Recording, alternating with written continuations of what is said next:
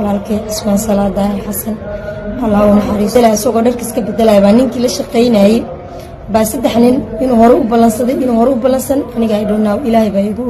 Allahu a'lam saddex nin oo toorey wada soo galiyay gudahay wada galeen wiilkii qolka ku galeen tooreedii galiyeen atooraha badalido walaashiis ayaa gabi ahaanba ka hortimid xogta ay baahiyeen booliiska Soomaaliya taasoo ay ku sheegeen in la leefow uu dilay atooraha badda hadal durxul ah ayuu jeediyay la leefow kaasoo ku cabiray hees waxayna u muuqatay in uu fariin uusan fahmi karin uu diray atooraha inkastoon guyaal badan gacatooyo ku qabay adagabay dhankaagu urigeeni dumiye xilli ay laamaha ammaanka Soomaaliya shalay saaciyeen in atooraha badda liido oo loo yaqaan Cismaan Salaadaah uu dilay saaxiibkii Shucayb Leleefow haddana qoyska uu ka soo jeeda atooraha badda liido gaar ahaan walaashiis ayaa ganafka ku dhufatay wararka sheegaya in atooraha badda liido uu dilay Shucayb kaliya waxa ay sheegtay in saddex nin ay khaarijiyeen tooreyna ku dileen gacmahana ka xirxireen haddaba saaxiibayaal muuqaalkan like fara badan saara si bulshooyinka Soomaaliyeed uu gaaro loona raadiyo xuquuqda walaalkeena atooraha badda liido oo ahaa samafala muxsin ah like fara badan oo ku dhacday muuqaalkan waxay naga saacidaysaa inuu meel fog gaaro bulshooyinka Soomaaliyeedna markaas ay la raadiyaan qoyskan xuquuqdooda gaar ahaan dhiiga walaalkood haddii ay tamarkii kugu warsan soo boqoto YouTube-kana subscribe saara bogana Facebook follow dheh kuma hasanid waxba yaana waradin ku daalana waa kuwan kelmadihii la yaabka lahaa ee shaacisay walaashiis iyadoo oo sheegtay sida wax u dhaceen laamaha ammaanka xogta ay sheegeen ay ka soo qaaday waxba kama jiraan inna lillahi wa inna ilayhi raaji'uun kullu nafsin daa'iqatul mawt nafta geeridu way dhaminaysaa walaalkay Cismaan Salaadaah Xasan Allah u naxariisto oo loo yaqaan atooraha badda hooyaday macaan dhashay aabbe macaan dhalay yaraankeena waa ilaahay qabrigiisa waasixiyo walaalkay janno waaye wuxuu dhintay bishii ugu fadliga badneed bilaha muslimiinta wuxuu dhintay 10kii ugu dambeeyay waliba habeenadii ugu dambeeyay 10ka dambe ee khayrka badan leelatul qadarka walaalkay wuxuu dhintay habeen jimco soo galayso waxaa janaase lagu tukaday maalin jimco ilaahay maxaa la dhahaa sheeg yani sifooyinka uu kulansaday sifooyinka ehlu jannada waaye soo wuxuu dhintay asagoo dad caawinaya walaalkay muslimiin asagoo dad masaakiina dhibaateenayo laakiin wuxuu dhintay asagoo dad masaakiina caawinayo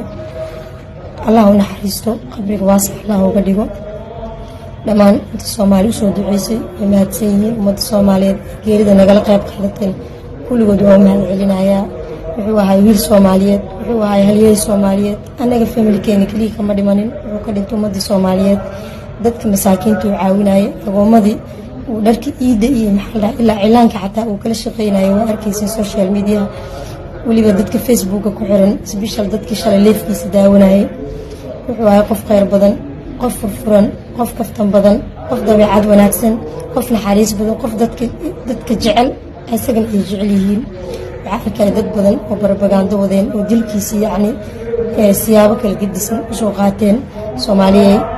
beenta iska daaya wiilkaas uu dhintay ma soo noqonayo ilaahay qabrigiisa ha waasixiyo wiilkeena markuu dhimanayo wuxuu joogay meeshii maxaa la dhahaa sheeg oo dadku uu ku caawinayo guriga dadka masaakiinta uu kireeyay markii macaawinadii iyo afurkii dadkii markuu bixiyay oo waliba dadkii lacag loo qaybinayo dadka daawanayo way daawadeen oo Facebook kala socday dadka markuu lacagii wixii qaybay afurku uu qaybiyay dharku iska soo bedelay qolka waxna guriga wuxuu lahaa qayb dharka lagu bedesho dharku iska soo bedelay asagoo dharka iska bedelay baa ninkii la shaqeynayay baa saddex nin inuu hore u balansan aniga ay dhownaa ilaahay baa igu Allahu a'lam saddex nin oo toorey wada soo galiyay gudahay wada galeen wiilkii qolka ku galeen tooreedii galiyeen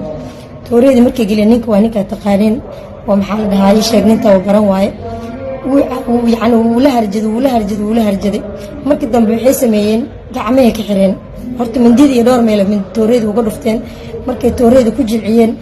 gacmaha ka xireen gacmaha markay ka xireen bistooladiisii ee gadaal uga toogteen kadibna markii xabadda dhacday dadkii afuraayay oo masaakiinta ay xabadii maqleen ee kala ciidanka imaaday CID da imaaday meesha laga qaaday ninkii falkan ka dambeeyay wuu xiran yahay kuwii kalena waa lagu daba jiraa marka walaalayaal isku soo duceeno walaalkeena Allah naxariisto beenta iyo waxa social media loo dhageysanina salaamu calaykum sidaas si ka duwanayay booliiska Soomaaliya waxay u shaaciyeen sida rasmiga ah ee loo khaarijiyay markaasi atooraha badda liido iyagoo markaasi booliisku shalay ay booqdeen sidoo kalena ay tageen goobta uu shilku ka dhacay iyaga oo markaasina baaray hubkii iyo sidoo kale wax walba oo la isku adeegsaday. booliiska Soomaaliya waxa ay shaaciyeen shalayto in markaasi labada nin ay dagaalameen, balse sidaasi si ka duwan ayay qabaan qoyska atooraha baddu, waxayna laamaha ammaanka Soomaaliya haatan ku codsanayaan in si rasmi ah loo baaro kiiska, iyaga oo sheegay in wiilkoodu uusan dagaalamin oo isaga oo dharka iska bedelaya weerar toosan lagu soo qaaday. ninka lagu magacaabo Lelefow wuxuu ahaa shakhsi markaasi aftahan ah oo gabya ah, isagoo markaasina la jili jiray markaasi filimaanta iyo sidoo kale majaajilooyinka, wuxuuna shaacin jiray markaasi in xaaladdu baryihii dambe isaga iyo atooruhu ay tahay mid halis ah, waxaana laga dheehan karaa suugaanta uu isticmaali jiray. waxa uu marar badan markaasi suugaanta uu ku cabiray xaaladda atooraha iyo sidoo kale markaasi qaabka labadooda maanta xaalkoodu siduu u yahay, balse atooruhu oo nin reer xamar ah ma uusan fahmin suugaantan uu isticmaalayo, walow labada nin ay ka tirsanaayeen booliiska Soomaaliya. haddana atooruhu wuxuu haystaa saaxiibkiis, balse marnaba isma lahayn saaxiibka ayaa dhabarka ka goosan doona oo ku qaniini doona, balse waa ay dhacday. laamaha ammaanka Soomaaliya waxay haatan gacanta ku hayaan atooraha badda liido aan dhahaynay ninka lagu magacaabo Lelefow oo ahaa saaxiibkii atooraha badda liido, iyagoo markaasina wacad ku maray inay maxkamad keeni doonaan, balse qoyska atooruhu waxay ka codsanayaan laamaha ammaanka Soomaaliya in ay jiraan 3 nin oo kale, iyadoo aan 3daas nin aan maxkamad la keeninna aysan marnaba ku qanci doonin kiiska walaalko, iyagoo oo sheegay in walaalkooda la isugu tagay sidoo kalena la khaarajiyay.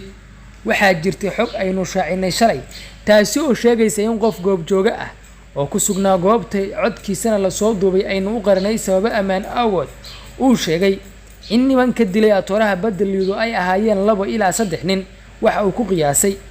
waxa uuna sheegay in markaasi atooraha markii la dilay oo xabadaha ay ku dhaceen dhulka ku dhacayna aysan ka tagin oo dadkii meesha joogay ay kala carareen, balse nimanka ay ku soo laabteen kadibna ay sii dhamaystireen. waxa uu ku daray intaasi in atooruhu dhiigbax halis ah u dhintay maadaama nimankan ay ruux tageen sidoo kalena ay hubiyeen. laamaha ammaanku waxay sheegeen in Lelefow markii uu 3 xabadood madaxa kaga dhuftay atooraha oo wacay 911, sidoo kalena hubkii iyo bistooladihii iyo wixii ku hubaysnaana uu ku tuuray guriga daaqadiisa guriga saqafkiisa kore, balse laamuhu kuma aysan darin mana aysan shaacin in cid kale atooraha badda liido ay khaarijiyeen ama sidoo kale Lelefow markaasi ay kiiska kula jireen. xaaladda ayaa haatan kacsan, waxaana qoyska atooruhu ay sheegayaan inaysan cadaalad dhici doonin inta wiilkooda raggii dilay ay magaalada marayaan oo aan loo qisaasi doonin ninka lagu magacaabo Lelefow oo kaliya, walow Lelefow isagu qiirtay inuu khaarijiyay atooraha ayna isku qabteen dhaqaale gaaray $60,000 una dhaafiyay nafta saaxiibkiisa ay caysho milaxa ahaayeen waqtiyo kala duwan oo nolosha ahna isla soo qaateen.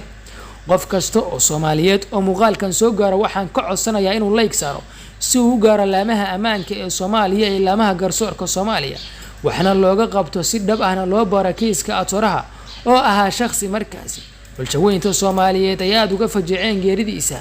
walow booliiska Soomaaliya ay shalay atooraha laftigiisa kiiska wax ka soo galiyeen.